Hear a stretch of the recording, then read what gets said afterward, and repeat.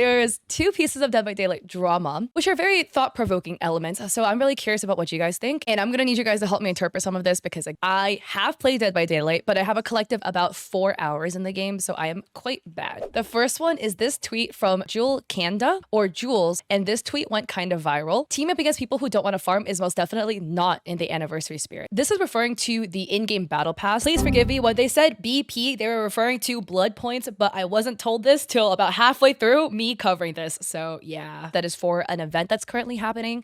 And with a lot of these battle passes in games, you're gonna have to farm things so that you can get stuff from the battle pass. At least in the League of Legends one, it was like, I need to get 200 jungle camps in one game to unlock the next level. So it makes people play in a specific way that can be a little bit more frustrating to people who maybe aren't specifically farming for the battle pass. This was in reference to this video specifically that they pulled. Oh, so the Twisted Masquerade event, got it.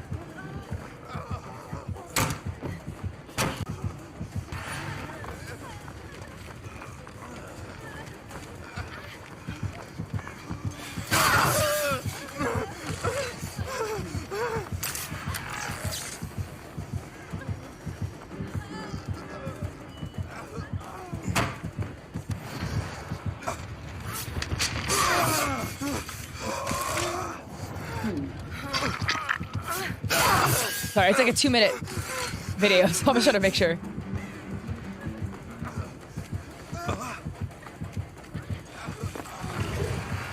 Oh, so the teammate is helping the player, the killer farm. Got it.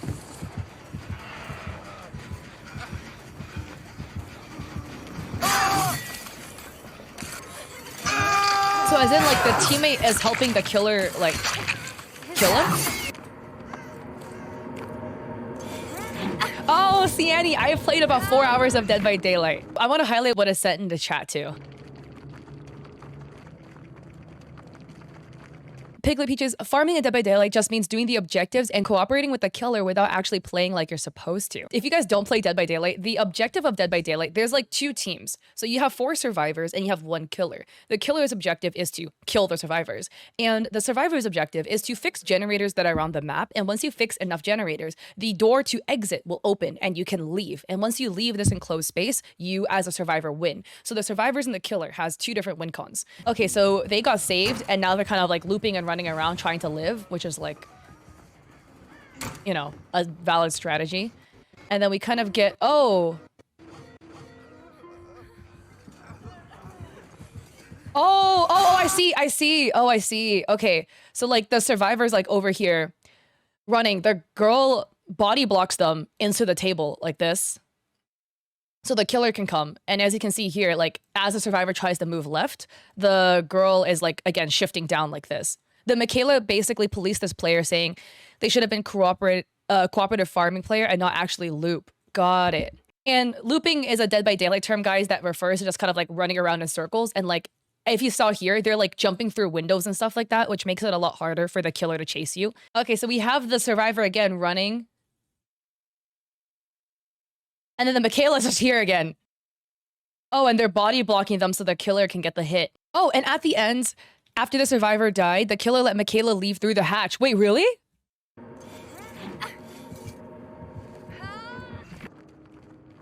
Michaela is definitely in the wrong here. If someone doesn't want to farm, just leave them to finish the generators and leave. He could have also not realized the skull merchant wanted to farm sometimes isn't the clearless. And sometimes killers pretend to want to farm, get everyone to second hook, and then just kill everyone anyways. So farming can be risky. Oh, I see. Then we have people in the comments. Absolutely agreeing with Jules. Farming is boring, let's be honest. Iron, I can't pronounce their name, says, just stop playing during the anniversary if you're gonna be miserable. Battle Pass offerings means more people, especially those who don't already have everything unlocked, are gonna wanna farm. Join the farm and stop being a killjoy, or step aside and let people enjoy the game. With this scenario, there is two camps. There's the camp of people who agree with Jules, who think that farming is lame and people who farm in the game are boring. And there's people like Iron who thinks that farming during the Battle Pass event is completely valid and that it makes sense, you know, you just want to get all the free stuff. So not only did the killer farm throughout the entirety of the game and the survivor also helped farm, that because the survivor let Michaela live, then everybody else that was playing that wasn't farming, that got killed by the killer and the survivor sandbagging, got less points. Cieni, also, if you play well, you can get the same amount of battle pass as farming anyways, and it's much more enjoyable. That seems to be the general sentiment with a lot of people in the comment section, where they're saying you don't need to farm and hostage people in like a 20-minute game just so that you can farm, when if you queued 2 back-to-back games for about the same amount of time, you would get a better gameplay experience, but still manage to get the same progression through the battle pass that you would have. I agree with your statement, and if I had been in the game, I would report them. However, recruiting your 1,300 plus followers to harass them by spamming reports is not cool, or in the anniversary spirit either. You're acting like I dropped their personal emails. I think there is that thing to debate too, right? Because Jules did reveal their usernames and was trying to get people to go report them. Personally, do I think stuff like this happening is really frustrating, and if you're in the game, it's worth a report? Cieni, in Dead by Daylight, BP stands for blood points. Oh, my bad. This whole time I kept calling it battle pass because that's typically what it's like referred to. Wolfpack, in my opinion, if you don't want to get reported, don't do reportable things. That's my take with everything in life, you know? I mean, you can't be mad you're suffering consequences if you did things that would warrant consequences. But we also have other people quote retweeting Jules's tweet and throwing in their 2 cents. We have Field Agent R stating, farming is boring and for bad players who can't play the game normally. You get more blood points much faster by just playing normally. Hot take, very hot take. But farming should be a full-on reportable offense, and I'm not joking. Play the game normally. I don't care if there is 5 blood point offerings. I'm curious as to what you guys think about that. Do you guys think farming should be a completely reportable offense? Or do you think this should be something that it is what it is? When there are events that hand out extra perks and free things, that people will farm. Jay says, if you don't want to farm, that's fine, but thinking it should be reportable is weird.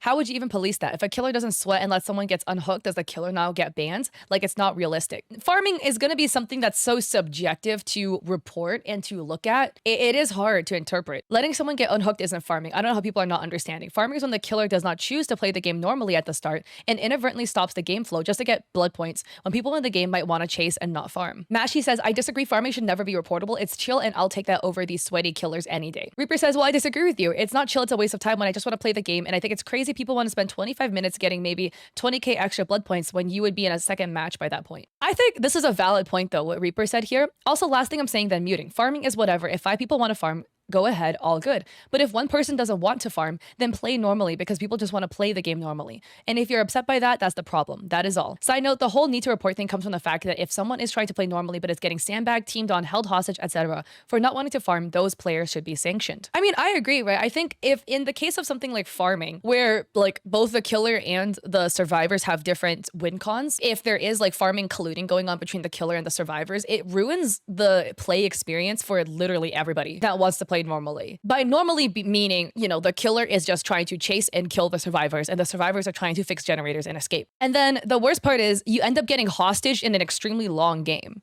And when I use the term hostage, like hostaging is a term in gaming that refers to getting stuck in a game that you want to leave because it's not playable, but people won't let you leave the game. You can't like alt F4 because then you'll get banned for AFKing in a game. But the game is not playable in its current state either because of other people doing whatever menial like bullying behavior. And I think from like a game dev perspective, some people are saying that like there shouldn't be anniversary events in general because it would ruin it and people would keep farming. I don't think that should be the case. I just think it's one of those where it is really unfortunate, but the best way to combat that, the game devs can't really do anything about that. It's just queue at a 5 stack if you can. because then you can kind of avoid the farming issue because you're playing with people you actually know. That's the first piece of Dead by Daylight drama.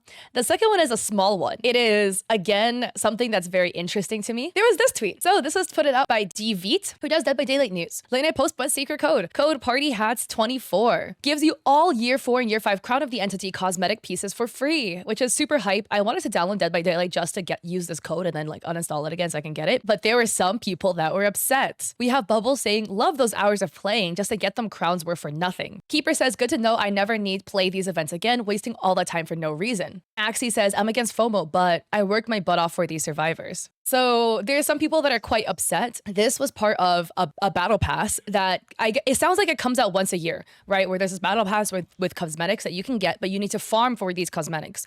You got them by getting an offering in-game and then winning the game. Got it. Thank you for the clarification again. And a lot of people are now upset that they spent all this hard work and time farming for cosmetics, and now you can get it for free by punching in one code. And you know what this reminds me of, guys? This reminds me of how a student loan forgiveness. I don't want to bring politics into it, but I think this is the best example, okay? Remember how Biden was going about the whole student loan forgiveness? We're going to forgive student loans. And a lot of people were upset because they paid off their student loans. They worked hard, they saved hard, they scrounged, they ate ramen instead of actual meals so they could pay off their student loans. And then Biden was offering student loan forgiveness. And I can get it. I can get that you'll be salty that other people are getting something for free that you weren't able to get for free and you had to earn it the original way by slaving away for it. But I mean, at the end of the day, we could just collectively agree. I mean, life is better if more people get free things and more people get things that they can enjoy, you know? If you paid off your student loans, of course, it must be really frustrating that you paid like, you know, 30K and now it could be forgiven. A lot more people would have a lot more money to use instead of paying off loans to inject back into the economy. It would be a win. It would be a win for everybody that got their student loans forgiven. And it's not a loss for those that didn't get it forgiven. You didn't technically lose anything. This was a debt that you were supposed to pay anyways. So yeah, I mean, it must like you must have put in a lot of time and effort, etc., to farm for these cosmetics.